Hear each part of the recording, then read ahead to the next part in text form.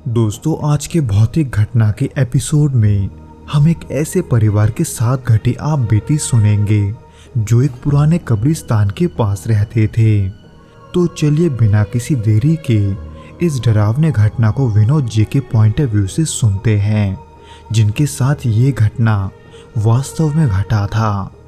लेकिन दोस्तों, इससे पहले कि हम इस वीडियो में आगे बढ़ें, आप प्लीज़ इस चैनल को सब्सक्राइब करके इसे अपने दोस्तों के साथ शेयर ज़रूर करना, क्योंकि हम ऐसे वीडियोस हर शाम 6 बजे आपके लिए लाते रहते हैं।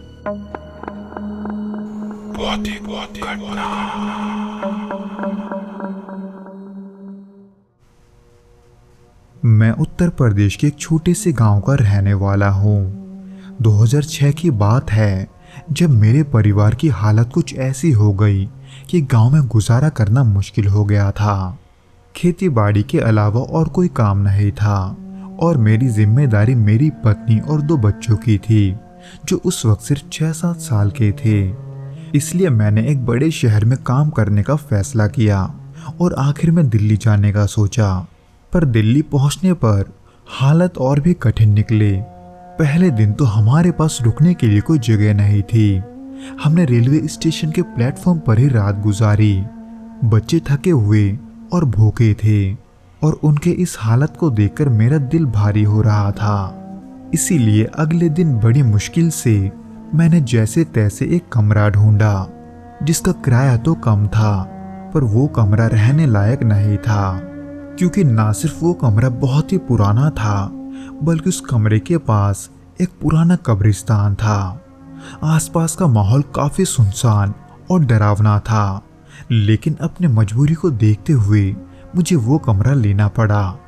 हालांकि आज के समय वो कब्रिस्तान पहले से काफी बदल चुका है, लेकिन जब मैं अपने परिवार के साथ वहां रहने गया था, तब उस कब्रिस्तान के दूसरे तरफ एक तालाब और उसके ठीक पीछे एक जंगल हुआ करता था। पता नहीं क्यों, लेकिन पहले दिन से ही उस जगह का माहौल मुझे बड़ा ही अजीब लगता था। कमरे के अंदर अंधेरा था, क्योंकि खिड़कियां छोटी थी और उनमें से हवा और रोशनी मुश्किल से आती थी। और उस कब्रिस्तान के पास के तालाब से रात के समय अजीब सी गंध आती थी, किसी चीज के सड़ने की, जो ठंडी हवा के झोंकों के साथ कमरे तक पहुंचती थी। वहां पर रहते हुए मैं खुद को व्यस्त रखने की कोशिश कर रहा था, ताकि नए माहौल के बारे में ज्यादा ना सोचना पड़े।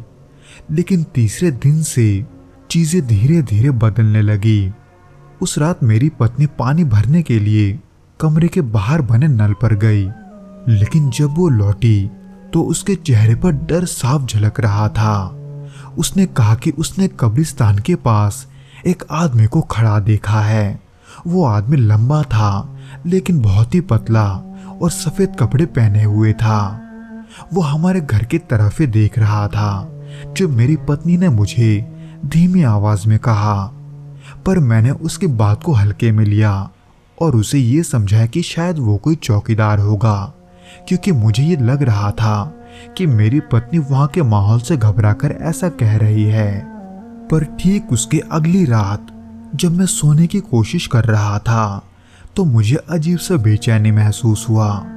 कमरे में एक ठंडक थी जो खिड़की के पास से आ रही थी। मैंने बाहर झांककर देखा तो मेरा दिल एक पल के लिए थम सा गया, क्योंकि वही लंबा आदमी जिसके बारे में शायद से मेरी पत्नी मुझे बता रही थी, उसे अब मैं भी देख रहा था। वो आदमी कब्रिस्तान के गेट के पास एक पुराने नीम के पेड़ के नीचे खड़ा था। उसके कपड़े हल्की हवा में लहरा रहे थे और उसकी आकृति चांद की रोशनी में मैं ठीक ठाक देख पा रहा था, जो दिखने में तो इंसान के जैसा ही लग रहा था।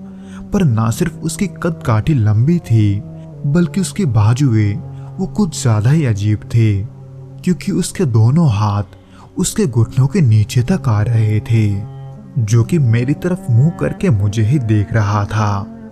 वो क्या था ये तो मुझे नहीं पता, पर वो मुझे किसी सामान्य इंसान जैसा तो नहीं लग रहा था। इसलिए मैंने घबराहट के मारे खिड़की को जल्दी से बंद कर दिया।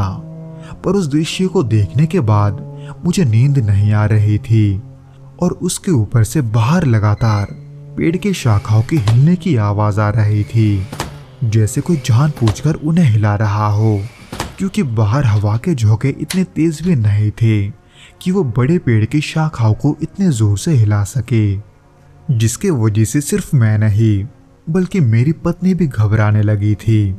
यहाँ तक कि उसके कुछ दिनों बाद मेरे छोटे बेटे ने मुझसे कहा कि उसने खिड़की के पास किसी को चलते हुए देखा है, जिसे सुनकर मेरी चिंता बढ़ गई थी।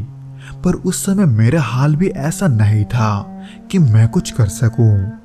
पर जैसे जैसे दिन बीतता गया, इन डरावने पलों का सिलसिला और भी बढ़ता चला गया।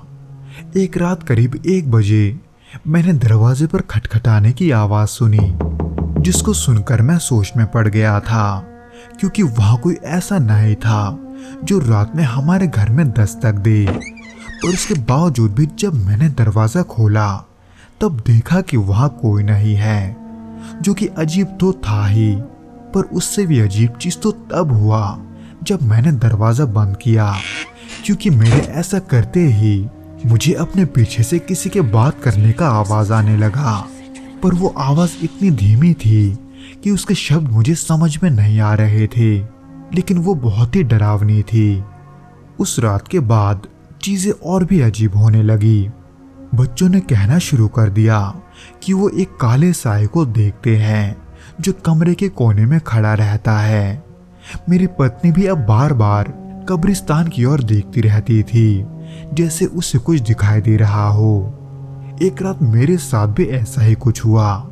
जब मैं खिड़की के पास बैठा हुआ था, मैंने देखा कि वही लंबा आदमी अब भी नीम के पेड़ के नीचे खड़ा है। पर इस बार मैंने ये फैसला किया कि मैं जाकर देखूंगा कि वो कौन है। मैंने खुद को हिम्मत दी और टॉर्च लेकर बाहर निकला। रात बहुत हो चुकी थी और हवा भी इतनी तेज थी कि ऐसा लग रहा था कि मानो वो परिस्थिति मेरे खिलाफ हो। खैर, जब मैं कब्रिस्तान के गेट के पास पहुंचा तो वो आदमी अब भी वहीं खड़ा था, लेकिन इसमें अजीब बात ये थी कि जैसे मैंने गेट के अंदर कदम रखा, वो आदमी न जाने कहां गायब हो गया। हालांकि मैंने अपने टॉर्च को जलाकर उसे आसपास ढूंढने की कोशिश की, लेकिन फिर भी वो मुझे कहीं नहीं दिखा।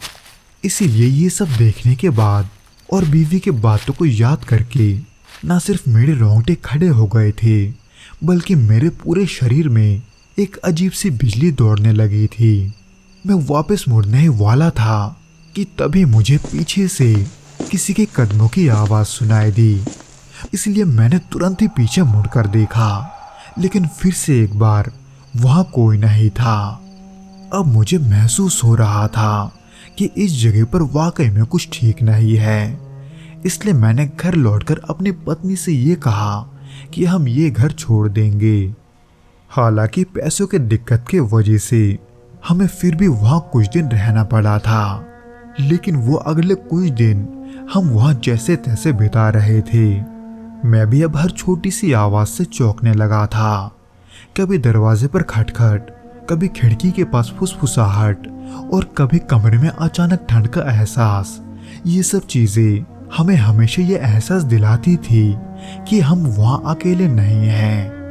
मैंने अपने मालिक से उधार लेकर एक और जगह ढूंढा और वहां से चला गया। पर आज भी जब भी मैं उन दिनों को याद करता हूँ, मेरे रोंगटे खड़े हो जाते हैं। उस लंबे आदमी की सच्चाई क्या थी मैं नहीं जानता, लेकिन इतना तो तय है कि उस जगह पर कुछ ऐसा था जो इंसानी समझ से परे था।